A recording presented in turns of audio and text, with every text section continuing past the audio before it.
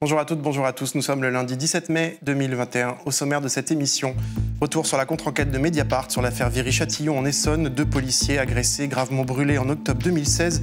Des acquittements qui ont suscité dans cette affaire un émoi national, provoqué aussi une surenchère politique.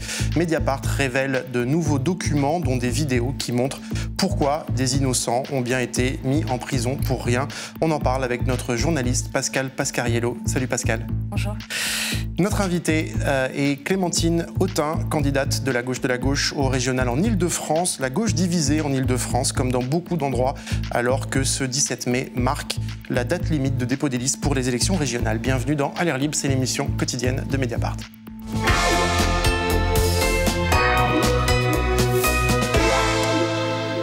Bonjour Clémentine Autain.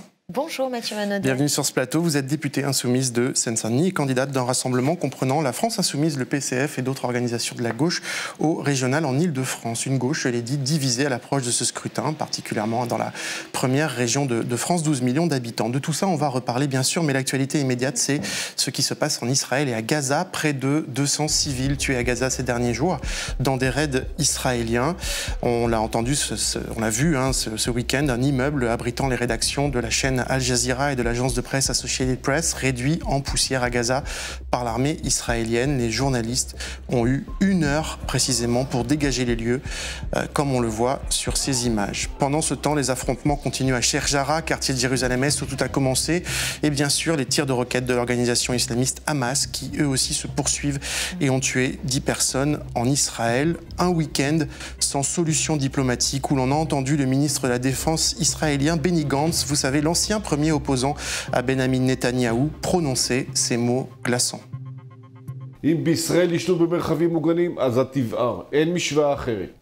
Gaza brûlera. Alors ces morts, les roquettes du Hamas, ces frappes aveugles sur les civils palestiniens, malheureusement ce sont des scènes qu'on a souvent vues. Cette fois pourtant il y a quelque chose d'inédit, des affrontements au sein même des villes israéliennes. Il y a eu ce lynchage à Bat Yam le 12 mai en direct sur les télés israéliennes de Saïd Moussa, tiré de sa voiture et tabassé jusqu'au sang parce qu'il était arabe.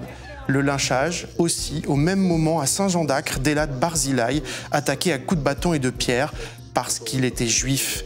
Affrontement aussi à Lod où, comme l'a raconté la journaliste Emma Elbaz Phelps dans Mediapart, un jeune homme arabe israélien, Moussa Hassouna, a été tué par balle, sans doute par des juifs nationalistes. Lynchage communautaire et représailles, incendies de synagogues et de mosquées, ratonnades, agressions se multiplient depuis dans ce qu'on appelle les villes mixtes d'Israël où cohabitent Israéliens, Juifs et Palestiniens. Ce sont des plaies anciennes qui sont rouvertes, rappelle ce soir notre journaliste René Bachmann sur Mediapart, des plaies qui remontent en réalité à la naissance de l'État d'Israël en 1948, mais aussi la conséquence directe de la rhétorique incendiaire maniée depuis 2009 par le Premier ministre Benjamin Netanyahou et ses alliés politiques, un discours qui consiste à distinguer en réalité 2 catégories de citoyens en Israël, les Juifs et les 20% de Palestiniens israéliens. Regardez par exemple Avigdor Lieberman, longtemps allié et ministre de Netanyahou, il n'a jamais perdu une occasion de stigmatiser les citoyens israéliens arabes, comparant des députés arabes israéliens à des nazis, à des collaborateurs, ce sont des citations, ou des alliés des terroristes, demandant aux Arabes israéliens de prouver, je cite, leur loyauté à l'État juif. En 2015, Benjamin Netanyahou lui-même utilisait cette rhétorique de la menace avant les élections. שלטון הימין בסכנה. המצביעים הערבים מגיעים בכמויות אדירות לקלפי. עמותות השמאל מביאות אותם באוטובוסים. En juillet 2018, son gouvernement a fait voter une loi considérant Israël comme, je cite, l'État-nation du peuple juif, qui fait une distinction entre les citoyens juifs d'Israël et les autres. Il y a eu aussi ces déclarations hallucinantes de Bezalel Smotrich, figure de l'extrême droite religieuse avec qui Netanyahou a gouverné. Regardez, c'est le monsieur tout à gauche, le barbu, sur l'image. היום ברשת ב' פורסם שיש כמה בתי חולים שבמחלקות היולדות מפרידים נשים יהודיות לנשים ערביות. אנחנו במלחמה, לגיטימי והגיוני ואפילו בריא, זה איזשהו אינסטינקט טבעי שאנשים מרגישים לא נעים.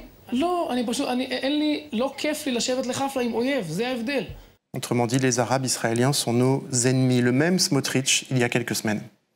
הערבים הם אזרחי ישראל, בינתיים לפחות, יש להם נציגים, חברי כנסת, בינתיים לפחות. Pour l'instant, du moins. Ou encore ces déclarations récentes d'Itamar Ben-Gvir, député ultra-religieux dont Netanyahou s'est fait un allié. C'était sur une chaîne de télé face à Ayman Odeh, palestinien israélien, figure de la gauche. הציבור היהודי לא מצביע לו. הוא לא עובר את אחוז החסימה. לא עובר את אחוז החסימה. אנחנו נעבור, הציבור היהודי לא מצביע לך. ונדאג שאתה לא תהיה בכנסת. לך לסוריה, לפרלמנט של סוריה. Voilà, il dit va en Syrie. Itamar Ben-Gvir a un député israélien palestinien. Le même Ben-Gvir aujourd'hui accusé par le chef de la police israélienne d'avoir joué un rôle majeur dans les affrontements à Sheikh Jarrah, le quartier de Jérusalem-Est où tout s'est embrasé. Clémentine Autain, on a vu ce récapitulatif de ce qui s'est passé ces derniers jours. Un mot pour décrire ce nouvel embrasement au Proche-Orient. Révoltant. En fait, je suis assez révoltée, moi, par rapport à ce qui se passe, d'abord. Sur place, on a 200 Palestiniens déjà qui sont morts, dont 59 enfants, une dizaine d'Israéliens qui sont décédés également, et une communauté internationale qui est incapable, et ça date pas malheureusement de la semaine dernière, de faire entendre la justice, parce que s'il n'y a pas de justice, il n'y a pas de paix durable dans cette région. Et en France, je suis aussi particulièrement révoltée par l'attitude de la France. Ouais. Vous le savez sans doute, j'ai posé une question au gouvernement mardi dernier. Ma collègue Elsa Fossillon en a fait de même. Et la réponse du gouvernement, son communiqué de presse, le silence d'Emmanuel Macron, sont absolument scandaleux et en rupture avec aussi ce qui a été la position de la France. Qu'est-ce qui vous gêne dans la réaction d'Emmanuel Macron qui a réagi avec des mots très neutres en fait, qui ne condamnait pas les raids israéliens sur les populations civiles en fait. Renvoi dos à dos. Première phrase dans le communiqué, c'est pour dénoncer les tirs de roquettes de la bande de Gaza et le sentiment en effet qu'il y a une position dite d'équilibre, n'est-ce pas? Comme s'il n'y avait pas un colonisateur et décolonisé. Et ça, pour moi, c'est complètement fou. Et l'interdiction de la manifestation en soutien aux Palestiniens, non seulement ça s'inscrit dans l'ambiance générale, malheureusement maintenant en Macronie, de contestation, de pénalisation des mobilisations sociales, mais le ministre veut aussi décider finalement de ce dont on a le droit de se révolter, les raisons de manifester et ce qui ne serait pas une bonne manifestation. Et donc c'est aussi une façon pour lui de faire taire en France la mobilisation pour défendre la justice, qui est à mon sens la seule voie pour arriver à la paix. Et on a vu à travers le monde ces manifestations pouvoir se tenir. Et ailleurs en France. Et un dernier mot évidemment sur les critiques qui sont montées d'un cran quand même. Maintenant, quand on dit juste ce que je suis en train de dire là, c'est-à-dire qu'il faut impérativement reconnaître les droits des Palestiniens et que si nous ne menons pas le rapport de force avec ce gouvernement d'extrême droite qui est en train d'avancer plus encore dans la colonisation et d'exprimer sa domination absolue sur le peuple palestinien, alors nous sommes, si nous disons tout simplement ça, nous sommes pour une partie de plus en plus importante de la société, accusés d'être les amis du Hamas. Moi, je suis l'ami de la justice, je ne suis pas l'ami du Hamas. Nous sommes accusés d'être antisémites. Maintenant, ça devient insupportable. On va d'ailleurs écouter à ce titre la présidente de la région Île-de-France, Valérie Pécresse. Elle a parlé de vous ce week-end et des écolos d'ailleurs. C'était sur Radio J. On l'écoute. Vous le savez, il y a aujourd'hui en Île-de-France une frange islamo-gauchiste qui est aujourd'hui en train de basculer dans l'antisémitisme. Et souvent, on précise les choses, frange islamo-gauchiste. Vous parlez de la liste Clémentine Autain ? Alors, les islamo-gauchistes, on les retrouve sur la liste LFI, on en retrouve sur la liste des Verts aussi. Vous avez... Non, c'est grave. En vrai, c'est extrêmement grave. C'est grave. Alors, Valérie Pécresse... Vous avez dit qu'elle a choisi les égouts dans un communiqué que vous avez publié ce week-end. Oui, parce que je crois qu'elle est prise en étau dans la campagne entre l'électorat d'extrême droite d'un côté, à qui elle pique les fiches, comme l'a d'ailleurs fait remarquer Jordan Bardella, la liste de La République En Marche, avec au fond laquelle elle partage l'essentiel des idées, et donc elle est campée au milieu, elle refuse que nous parlions du bilan, de son bilan, elle refuse également d'avoir une confrontation d'idées sur la politique régionale, qui a à voir avec les transports, avec les lycées, l'aménagement du territoire, le logement, tout cela, elle ne veut pas en parler. Et elle veut amener le thème de la campagne sur des enjeux qui sont des enjeux qui non seulement n'ont rien à voir avec la région, mais qui surtout sont dépolitisés. Parce que les mots qu'elle utilise, notamment ce fameux mot islamo-gauchiste, dont on ne comprend toujours pas ce qu'il veut dire, ça ne veut strictement rien dire. C'est un mot qui vise à effrayer, qui vise à disqualifier, sans autre forme de procès, sans débat, sans confrontation d'idées. Et donc oui, j'estime qu'elle cherche une issue et que l'issue qu'elle a trouvée, franchement, ce sont les égouts. Je ne vois pas autre chose et c'est une campagne de poubelle qu'elle est en train de mener contre nous. Alors, la chose positive, s'il faut en voir une, en dehors de la gravité, parce que dans le communiqué, nous avons aussi dit que si elle recommençait à expliquer que nous basculions dans l'antisémitisme, ce qui est quand même interdit par la loi, et ce qui est contraire à tous les actes que nous avons posés. Moi, j'ai manifesté, par exemple, pour Mireille Knoll. Je l'ai fait parce que c'était une marche contre l'antisémitisme et j'avais en face de moi des militants de groupuscules d'extrême droite qui m'ont menacé de mort. Je n'ai jamais entendu Valérie Pécresse s'en émouvoir. Comment Donc vous ce expliquez... combat, nous le menons. Donc je dis que c'est extrêmement grave. Mais comment vous expliquez que cela puisse fonctionner? C'est-à-dire, est-ce que la gauche, pour vous, a eu des ratés dans sa dénonciation de l'antisémitisme, même si des individus politiques allaient aux manifestations parfois? Est-ce que vous dites oui, on a raté des choses là-dessus? Ou est-ce que c'est des prises de position? Par exemple, vous avez signé en 2010 un texte dans Le Monde qui disait boycotter Israël, c'est lutter pour une paix juste. Donc c'est ce mouvement, BDS, boycott des investissements sanctions, le boycott d'Israël. Est-ce que c'est pour des positions comme ça, par exemple ou, Non, mais critiquer la politique d'Israël, si critiquer la politique d'Israël signifie qu'on est antisémite, vous voyez que là, je ne sais pas où on va. Voilà. Et c'est cet amalgame-là sur lequel ils essayent de jouer. On a l'impression que la réponse de la gauche est très difficile, en fait, c'est difficile de répondre à ça. C'est le curseur idéologique où il est posé aujourd'hui, c'est le recul de la gauche. Et moi,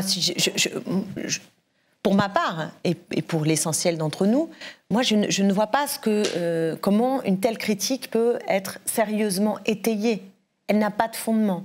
J'ai toujours pris position de façon extrêmement claire contre toutes les formes de racisme, toutes les formes de xénophobie. Il ferait bien de balayer devant leur porte, ceux-là, d'ailleurs, qui nous accusent. Mais parce que eux-mêmes, en termes de xénophobie, excusez-moi, mais ils sont quand même particulièrement bien placés. Voilà. Donc là, c'est une espèce de ruse terrifiante qui vise tout simplement à nous disqualifier dans un moment où, malheureusement, la gauche n'est pas suffisamment, à mon sens, offensive. Donc s'il y a un reproche à nous faire, c'est parfois peut-être de ne pas être suffisamment offensive et fort dans nos convictions. Oui, on a l'impression que c'est comme une réponse qui ne se fait pas. Enfin, moi, je ne me défends pas. Je n'ai pas à me justifier, à me défendre de cette attaque. Je suis révulsée par la façon dont Valérie Pécresse, dont la droite et dont maintenant la majeure partie des représentants de la pensée dominante s'en prennent à nous et prennent le sujet, par exemple, israélo-palestinien aujourd'hui. J'estime que c'est un recul général. Et j'avais en tête Jacques Chirac, quand même président de la République de droite, avec lequel, autant vous dire, je partage peu. Mais moi, je me souviens de Dominique de Villepin envoyé sur place et les positions qu'il a prises, qui étaient des positions fortes et qui honoraient la France. Qu'est-ce qui s'est passé? Qu'est-ce qui se passe? On va clore ce premier chapitre sur Israël et Gaza. On va passer maintenant à un fiasco policier et judiciaire, il faut bien appeler ça comme ça, celui de l'affaire de Viry-Châtillon en Essonne, où 2 policiers ont été agressés et gravement brûlés. C'était le 8 octobre 2016. Alors cette affaire de Viry-Châtillon, elle a été jugée en appel le 18 avril dernier. 5 accusés ont été condamnés et 8 ont été acquittés par la Cour d'assises des mineurs de Paris. Des acquittements qui ont suscité l'indignation des politiques de droite et d'extrême droite. On va y revenir. Aucune indignation en revanche sur le fait que des innocents ont passé entre 1 et 4 ans en détention provisoire. Pascal Pascariello, journaliste à Mediapart, tu es avec nous. Bonjour. Bonjour. C'est toi qui as enquêté sur cette affaire à Mediapart avec Anton Rouget et Antoine Schirer. Tu révèles de nouveaux documents, dont des vidéos qui montrent pourquoi des innocents ont été en prison pour rien. Tu as eu accès au PV d'audition des accusés et aux vidéos de leur garde à vue. Et en comparant les deux, tu as pu démontrer que des faux coupables avaient été fabriqués. Ça donne une enquête vidéo de 13 minutes où on voit que les enquêteurs s'appuient sur un témoignage central, celui de Bilal, un témoignage qu'ils tronquent afin d'incriminer ensuite plusieurs suspects au cours d'interrogatoires pour le moins surprenants. Putain, mais t'es pas un bonhomme, quoi. T'es rien, en fait. Tu fous tout le monde dans la merde, ton frère, tes parents, et tu vas te regarder dans une glace comme ça. Putain, tu vas avoir le temps en prison de te regarder dans la glace, hein, je te le dis. Hein. Franchement, t'as pas de honte. Hein. Oh, t'es bourré ou quoi? Est-ce que tu penses qu'on perdrait 4 jours avec faire déplacer des juges pour quelqu'un qu'on pense qui est innocent? Tu penses ça? Mais t'es con, quoi. Par exemple, si je fais un avocat. Oui. Tu sais combien ça coûte? Donc un avocat en garde à vue, pour moi, ça sert à rien. D'accord? Alors Pascal, on va rentrer dans le détail de cette enquête. Que disent d'abord ces interrogatoires de la manière dont les policiers ont mené cette enquête? Ces interrogatoires, en fait, disent plusieurs choses. La première, c'est celle qu'on vient d'entendre, c'est-à-dire les policiers insultent ces jeunes, parfois les dissuadent de prendre des avocats, ce qui est gravissime. Sur les insultes, on a entendu « tu es con, tu es bourré » ou quoi. Il y en a d'autres. Et il y en a d'autres que je vais vous lire. Qui sont dans ton article, dans l'article qu'on peut lire par ailleurs sur Mediapart. Qui sont dans l'article et qui ont fait l'objet évidemment d'une plainte par l'avocat de ce jeune qui lui est condamné en appel. Donc je cite le policier qui dit « Tu es un putain de branleur de couilles, tu auras tout le temps de les astiquer tes couilles pendant 30 piges. » Ce jeune vient de perdre sa mère quelques mois auparavant. Il lui dit « Tu vendrais ta mère, la pauvre, elle est morte, mais tu la vendrais. » Ce à quoi le jeune demande de cesser au policier ses insultes sur sa mère. Et ce à quoi le policier rajoute « Eh bien, va la baiser ta mère, j'en ai rien à branler, espèce de petite merde. » Et je vous passe la suite, qui est insoutenable. Donc c'est des insultes, c'est des violences psychologiques à l'encontre de ces jeunes. Et surtout, ce que ça montre également, c'est que les déclarations qui sont faites par ces jeunes ne sont absolument pas retranscrites comme il se doit par les policiers dans leurs procès-verbaux, mais sont tronquées, voire parfois ils leur font dire l'inverse, notamment pour le témoin central Bilal. Mais ça c'est très bien détaillé dans la vidéo, d'ailleurs on va voir ensuite un autre exemple. Juste une précision, diffuser des vidéos de garde à vue dans les médias c'est extrêmement rare, ça n'a pas vocation à l'être d'ailleurs d'une certaine façon, alors pourquoi vous avez choisi de le faire? Alors il faut rappeler qu'en fait les auditions des gardes à vue, durant les gardes à vue, sont enregistrés depuis 2007. Et c'était justement une volonté du législateur de faire en sorte que ce soit plus loyal, qu'il y ait un plus grand équilibre et qu'on puisse vérifier également l'exactitude avec les procès-verbaux, avec les retranscriptions qui sont faites par les policiers. Or, ces enregistrements ne sont pas systématiquement donnés au principal intéressé, c'est-à-dire à la personne auditionnée. Il faut que l'avocat conteste le procès-verbal pour en avoir une copie. Ce qu'ils ont fait. Ce qu'ont fait les avocats, puisqu'ils se sont rendus compte que, notamment lors du premier procès, lorsqu'on a diffusé les enregistrements du fameux témoin principal, ça ne correspondait pas avec les procès-verbaux. En appel, ils ont demandé donc à avoir tous les enregistrements de leurs propres clients, et là, se sont rendus compte qu'effectivement, les propos étaient tronqués, falsifiés, beaucoup de choses ne figuraient pas dans les procès-verbaux. Les policiers avaient ainsi fabriqué en fait des faux coupables, avaient rédigé des faux procès-verbaux. Donc pour en revenir à ces enregistrements, les avocats les ont demandés. Nous, on a estimé au sein du journal qu'il s'agissait évidemment de documents d'intérêt général et nous les diffusons à la demande des principaux intéressés, donc de deux jeunes qui ont été acquittés, Foued et Dylan, qui nous ont fait la demande pour dire nous on veut que ces documents soient publiés, soient diffusés, afin qu'on puisse enfin montrer ce qu'on a vécu, montrer la réalité de ce qu'on a vécu, puisque quand on entend crier au scandale sur les acquittements, il ne faut pas oublier que ce sont eux également les victimes de cette histoire, outre évidemment les deux policiers, mais ce sont eux les victimes également, puisque, notamment pour Foued, il a fait 4 ans et 3 mois de prison pour rien, et Dylan a fait 18 mois également de prison. Alors, dans ton enquête, tu démontres comment, on en est au cœur de cette vidéo finalement, à partir du témoignage tronqué de Bilal, eh bien, de faux suspects ont été fabriqués, on ne dit pas les mots à la légère, de faux suspects ont été fabriqués. On va regarder l'exemple de ce garçon qui s'appelle Dylan. Alors, franchement, j'ai vraiment rien à voir dans cette histoire. Franchement. Rien du tout. Quelques heures plus tard, les policiers tentent de le faire craquer. Vraiment, là, c'est lourd. C'est très très lourd. C'est très très lourd. Et là, tu as un poids très lourd quand même sur toi qui pèse. De te dire, parce que là, tu perds beaucoup si tu pars à Fleury. Ta tante, ta mère, tes grands-parents, on va t'effondrer. 3 semaines plus tard, les enquêteurs réentendent Dylan. Au cours d'une pause dans l'audition, la caméra continue de tourner. Les policiers disent être convaincus de son innocence dans l'attaque. Mais je reste convaincu que lui, il n'a pas participé. Dire qu'il en sait pas trop. Non, ça par contre c'est faux. Faut lui arracher les verres du nez, c'est... Tu peux le rattacher au truc. Dylan sera bien rattaché à la procédure et poursuivi pour tentative de meurtre sur des policiers. L'audition reprend quelques minutes plus tard. Je vais aller en prison pour rien du tout. C'est ça que je suis en train de... dis donc, tu serais pas un petit peu Calimero? Parce que j'ai l'impression que tu portes toute la misère du monde sur tes épaules. Non, mais là c'est un truc... Non, mais tu m'as fait le même numéro. Non, mais là, c'est un truc de fou, c'est un truc. Pascal, Dylan a fini par être acquitté. Qu'est-ce qui lui est arrivé? Dylan a fait, comme je le disais, 1 an et demi de prison, de détention. Et comme on l'entend, les policiers sont évidemment convaincus de son innocence. Il est innocent et pourtant rattaché à la procédure. Ils le rattachent à la procédure. Alors comment ils ont fait? Ils ont falsifié les déclarations, notamment d'un mis en cause qui est devenu un témoin. Voilà, ça s'est montré dans la vidéo. Hein. Voilà, pour le rattacher à la procédure.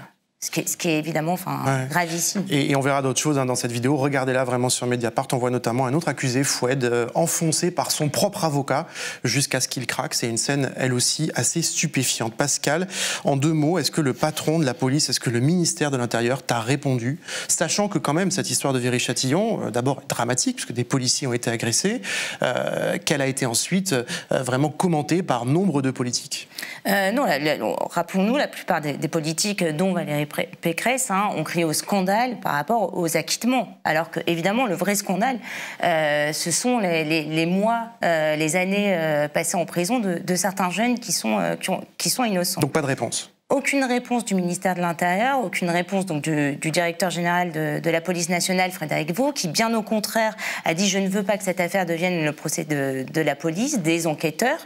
En l'occurrence, ce qui est gravissime, c'est que par le silence de Frédéric Vaux, ils seront complices finalement de ces agissements. Donc ça veut dire qu'ils couvrent des faux, ils couvrent des policiers qui se permettent d'écrire des faux procès-verbaux. Alors on va rappeler qu'aujourd'hui l'affaire n'est pas terminée. Un condamné en appel continue de clamer son innocence. On rappelle aussi que 5 avocats, comme tu l'as dit, ont décidé de mener une contre-offensive judiciaire. Ils ont déposé plainte contre les policiers chargés de l'enquête et pour notamment faux en écriture, violence volontaire, escroquerie au jugement. Clémentine Autain, votre réaction à la vue de cette enquête? Ma première réaction, c'est qu'en fait, ce qui ne va pas, ce qui dysfonctionne, plus globalement, il y a ce que vous révélez, et je veux saluer ici les contre-pouvoirs que vous représentez, en tout cas le contre-pouvoir que vous représentez, c'est-à-dire qu'avec ce travail d'enquête, on arrive à avoir de nouveaux éléments qui permettent d'éclairer les choses, ici ou ailleurs, dans d'autres cas c'est important, mais ce qui dysfonctionne, c'est que au sommet de l'État, à chaque fois, il y a au fond une forme de laisser-faire. À aucun moment, on tape du poing sur la table, le ministre de l'Intérieur ne tape du poing sur la table, pour que les policiers qui ne font pas correctement leur travail, c'est-à-dire de façon républicaine, soient sanctionnés. Il n'y a pas de sanction, il y a une impunité qui est une impunité encouragée par le pouvoir politique. Pour moi, c'est ça le problème central. C'est-à-dire que si on veut qu'il y ait à nouveau de la confiance dans la justice, dans la police, dans notre pays, il faut que celles et ceux qui sont les agents de l'État et ne respectent pas les règles de l'État, les règles de la justice, les règles de la démocratie et de la République, soient sanctionnés. Voilà. Et pour l'instant, c'est absolument pas ce qui se passe. Et d'ailleurs, M. Darmanin sera demain matin aux côtés des policiers. Mercredi. Oui, une nouvelle fois. Pas demain matin, après-demain matin, ça vous me dites. Pardon, mercredi matin. À l'Assemblée nationale. Devant l'Assemblée nationale, dans la manifestation avec les syndicats de police, qui est quand même assez inédit, mais c'est une manière pour lui d'affirmer, de faire corps absolument en toutes circonstances. Alors, il y aura aussi des représentants de la gauche, Olivier Faure, Fabien Roussel, le secrétaire national du PCR. C'est pas tout à fait la même position qu'un ministre d'État, je trouve. C'est pas tout à fait pareil. Ça, c'est la première chose. Et la deuxième, c'est que c'est en cohérence avec ce que ce pouvoir d'État a décidé de faire dans la loi, de faire par ses propos et de masquer aussi, de couvrir en permanence. Or, nous avons besoin, pour retrouver encore une fois une relation de confiance et aussi pour retrouver de la justice, tout simplement, que l'État, le pouvoir, le sommet de l'État, le pouvoir, soit capable de taper du poing sur la table. Et c'est ça qui nous manque. Après, si je puis me permettre une petite parenthèse, on a entendu, à la suite du verdict de Viry-Châtillon, qui était rendu le 18 avril dernier, Valérie Pécresse, donc on a entendu la droite, l'extrême droite, on a entendu Xavier Bertrand, on n'a pas du tout entendu d'hommes politiques de gauche crier au scandale par rapport aux agissements des policiers ou par rapport à ce qui s'était passé pour ces jeunes de la Grande Borne. Donc voilà, il y a eu un silence assez assourdissant également. Qui avait déjà été documenté par Mediapart, c'est pour ça que Pascal dit ça. Après, c'est pas toujours facile de prendre position sur des affaires précises judiciaires. Je dis pas toujours, je dis pas que là, en l'occurrence, c'est pas toujours facile. On n'a pas forcément tous les éléments pour se positionner quand on est un responsable politique sur des affaires précises judiciaire. Après, quand il y a des scandales, bien sûr qu'il faut parler. Et si la question est de dire qu'on n'entend pas suffisamment la gauche forte, je veux dire, c'est lié aussi au rapport de force politique, malheureusement. Et je pense qu'il faut qu'on en ait conscience pour le changer. Et je ne sais pas comment vous dire ça. En ce moment, c'est inaudible, quoi qu'on dise, c'est ça? Oui, mais il faut qu'on arrête d'intérioriser ça. C'est ça que je veux dire. Il faut arrêter d'intérioriser ce qui est inaudible parce qu'on va passer sous le tapis. Vous voyez ce que je veux dire? Il y a un moment donné, il faut dire les choses, il faut assumer les principes qui sont les nôtres et il faut oser, d'une certaine manière, avoir cette audace de ne pas donner à penser, donner à voir uniquement ce qui relève de la pensée dominante. Sinon, on n'existe plus et nous n'avons plus de raison d'être. Et ça, je crois que c'est vraiment au cœur du problème de la gauche aujourd'hui. Voilà, scénario un peu inquiétant, un an de la présidentielle. Justement, ça nous amène vers la suite de notre entretien. Merci Pascal, on te lit bien sûr dans Mediapart. Vous pouvez regarder l'enquête vidéo que tu produis avec Antione Rouget et Antoine Schirer. Clémentine Autain, on en a parlé, on va parler maintenant des régionales. Vous publiez à l'occasion des régionales ce livre, programme, Pouvoir vivre en Ile-de-France, publié aux éditions du Seuil. Ce 17 mai, jour de dépôt des listes pour les régionales qui auront lieu les 20 et 27 juin prochains. En Ile-de-France, des unions générales à gauche. Votre liste, la liste EELV menée par Julien Bayou, la liste Audrey Pulvar avec le PS et des membres de la société civile, avec tous ces gens qui sont finalement donnés loin par rapport au Rassemblement national et à la droite de Valérie Pécresse. Est-ce que tout ça, c'est pas juste un immense gâchis, franchement? La dernière fois, il y avait déjà 3 listes, une liste d'Europe Écologie Les Verts, une liste du Parti Socialiste et une liste avec le Front de Gauche. Il y avait déjà 3 listes et ça s'est joué à pas grand-chose. La région a été perdue, mais de peu. Je pense que le problème majeur, c'est la faiblesse de la gauche, globalement. C'est pas simplement sa désunion. Qu'est-ce qui a empêché de faire cette union? C'est vraiment idéologique, c'est vraiment sur le fond, ou c'est aussi le fait que chacun veut se présenter, chacun veut que sa Kazakh soit représentée dans un contexte politique quand même compliqué? C'est un scrutin de liste, c'est pas comme la présidentielle, tout à fait, même si on pourrait avoir une autre discussion à un autre moment sur la présidentielle, mais il y a une tradition en France sur des scrutins de liste où chaque famille politique fait valoir au premier tour son profil et s'allie au second. Ce qui d'ailleurs peut parfois être bénéfique. Moi je me souviens en 2001 quand on a gagné Paris, on avait peur quand les écologistes avaient décidé d'y aller seuls face à Bertrand Delanoë. Il y avait une inquiétude de se dire on va pas réussir à gagner Paris et finalement dans l'entre-deux tours on s'est rendu compte qu'au contraire la liste écolo avait permis de faire grandir la dynamique de second tour. Donc c'est pas forcément toujours un mal. Et en l'occurrence, moi j'essaie de regarder devant. J'ai tendu la main, j'ai dit dès ma première interview que je souhaitais le rassemblement des forces de gauche et écologistes, en tout cas au second tour, et que si j'étais en tête de la gauche le soir du premier tour, je mettrais toute mon énergie pour y parvenir. J'ai tendu la main entre-temps, nous en sommes là, comme vous l'avez dit, le dépôt des listes, ça y est, donc il faut regarder devant et se dire qu'en tout cas, nous sommes les seuls à pouvoir gagner face à Valérie Pécresse.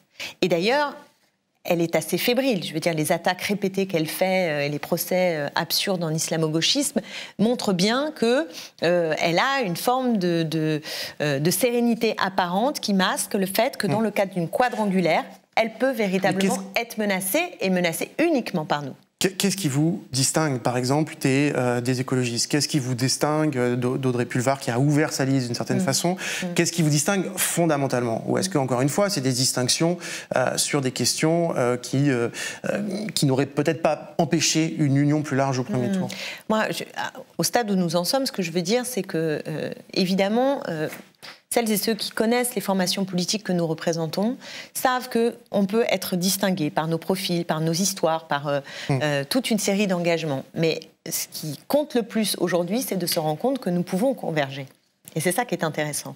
C'est que ce qui paraît difficile à l'échelle nationale, en tout cas plus difficile à l'échelle nationale, avec des grands sujets qui semblent clivants entre les gauches et les écologistes, à l'échelle régionale, on voit bien que c'est totalement crédible de se dire qu'au second tour, les listes de Julien Pailloux, d'Audrey Pulvar et la nôtre peuvent faire cause commune, parce qu'au fond, ce qui nous rassemble est fort et qu'il n'y a strictement rien d'insurmontable. Et moi, je le prendrais plutôt dans ce sens-là, c'est-à-dire que je crois que c'est la bonne nouvelle qui peut mobiliser les électeurs, plutôt que de se répéter à 6 semaines, comme, à mon sens, le font un peu trop certaines voix socialistes en ce moment, où j'aimerais bien que tout le monde se rappelle qu'on a une élection, que nous pouvons gagner, que c'est dans 6 semaines, et que ce que nous avons à faire, c'est faire grandir l'espoir dans l'électorat de gauche. Et je veux vraiment tendre cette main à celles et ceux qui nous regardent, qui s'interrogent, et leur dire qu'au contraire, nous avons là une opportunité de battre la droite de Valérie Pécresse, qui est une droite quand même très offensive, qui, je trouve, chaque jour se complaît dans des discours liberticides, profondément réactionnaires. Vous avez peut-être lu son dernière interview au Point, ou peut-être vous ne l'avez pas lu parce que vous ne lisez pas le Point, mais franchement, il faut s'accrocher. C'est d'une très grande violence sociale, c'est d'une très grande réaction. Et donc, si nous ne sommes pas à l'attaque face à elle, face à cette droite dure, franchement... Et le risque, c'est pas que juste tout le monde disparaisse, finalement, que finalement, vous parlez plutôt d'addition possible. Le risque, c'est pas plutôt une soustraction générale des forces de gauche dans cette élection régionale, en Ile-de-France ou ailleurs. D'ailleurs, il y a peu de cas d'union, à part dans les Hauts-de-France. Oui, mais enfin, moi, j'ai pas l'impression qu'en Ile-de-France, nous soyons les plus mal passés par rapport à toutes les autres régions. Bon, donc, l'espoir est permis en Ile-de-France. Alors, on a sincèrement, et j'invite les Franciliennes et les Franciliens à en prendre, y compris la mesure.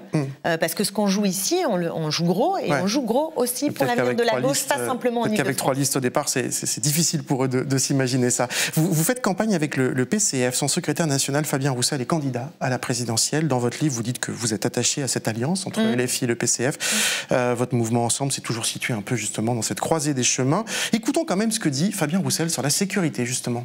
Il y a la question de la sécurité, donc de la police, avec une politique de répression, de sanctions efficaces, ferme et sur lequel on ne doit, bien sûr, pour vous, il n'y a pas de doute. Il n'y a pas de doute. Vous soutenez les forces de l'ordre. Il ne peut pas y avoir, il ne faut pas laisser l'idée que la gauche puisse être laxiste sur cette question-là. Et moi, je vous le dis, je ne le serai pas.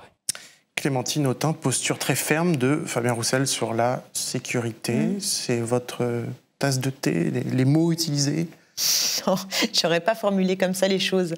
Je ne vais pas vous étonner. Maintenant, je n'ai pas tellement envie de polémiquer là tout de suite avec Fabien Roussel, parce que je suis engagée dans cette campagne avec les communistes, les Insoumis, le Parti animaliste, la gauche démocratique et sociale et Ensemble, comme vous l'avez dit, et que je suis assez rivée sur l'objectif régional. Donc on oublie cette question de la sécurité ? Non, on n'oublie pas, parce qu'elle se réinvitera, et par ailleurs, elle s'invite dans le débat régional. En ce moment. Oui, enfin, ce qui est complètement fou, parce que vous avez les trois droites, l'extrême droite qui, avec Jordan Bardella, a collé ses affiches, le choc, non pas le choc, le choix de la sécurité, voilà, bon, avec d'ailleurs. Et vous dites que la sécurité ne fait pas partie des compétences régionales. Exactement, vous avez le candidat d'En Marche qui, pour sa première mesure, première interview, a proposé une police régionale, et Valérie Pécresse qui, du matin au soir, ne parle quasiment que de ça. On en oublierait que ce n'est pas une compétence régionale, c'est une compétence régalienne.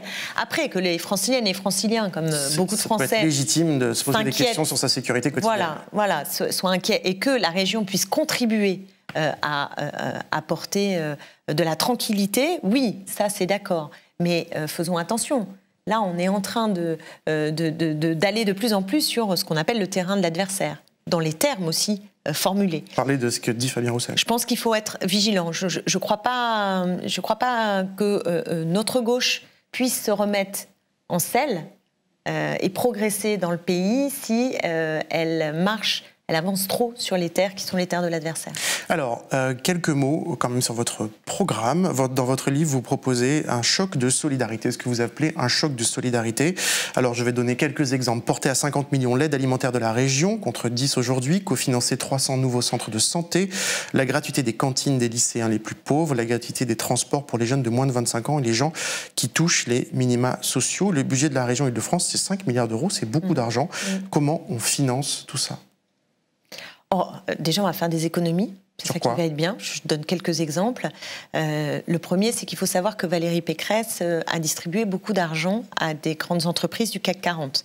La semaine dernière encore, 1 million d'euros a été voté pour Renault, qui vient de promettre de licencier 2400 personnes en Île-de-France.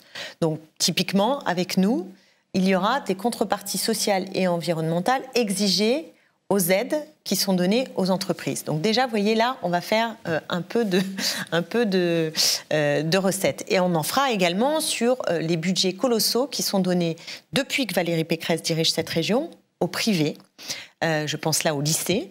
Et alors que tout à l'heure, j'étais devant le lycée Rabelais à Paris qui s'est effondré. Je ne sais pas si vous connaissez, c'est un lycée qui aurait dû être rénové et ça n'a pas été fait.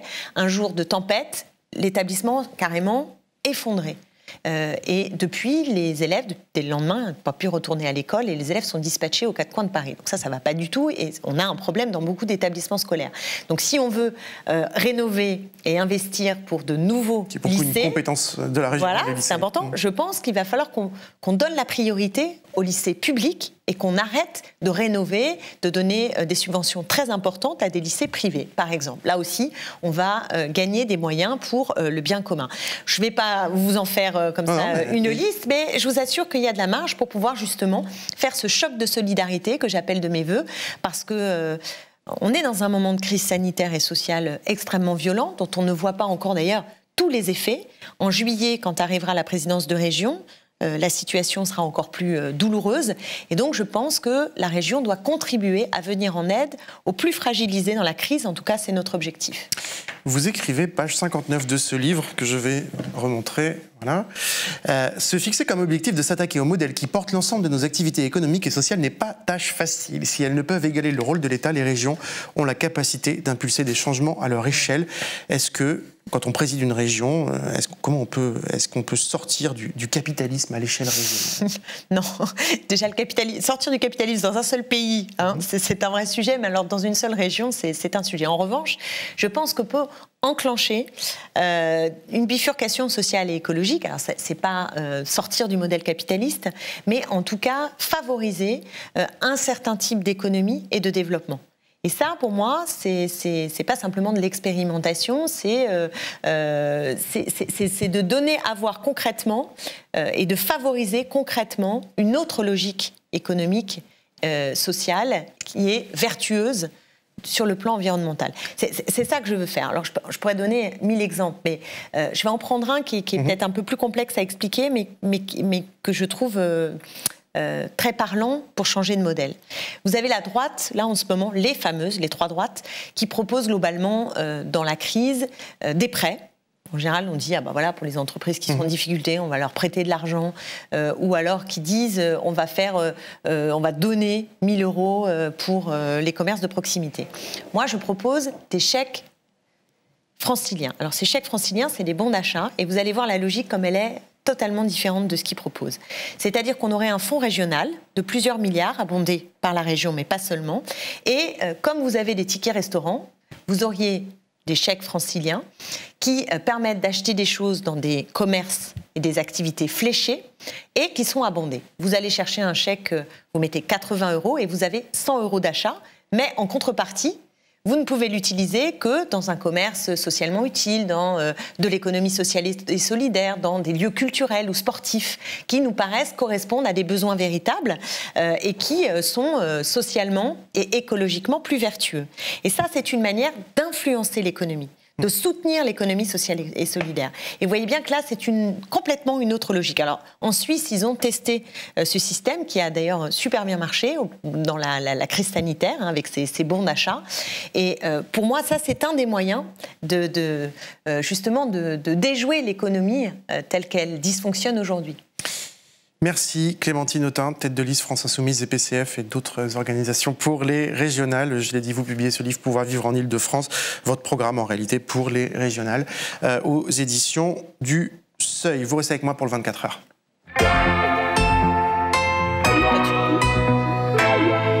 Si vous n'avez pas lu Mediapart depuis 24 heures, séance de rattrapage. D'abord 2 articles pour parler de la journée mondiale contre l'homophobie, la transphobie, la biphobie.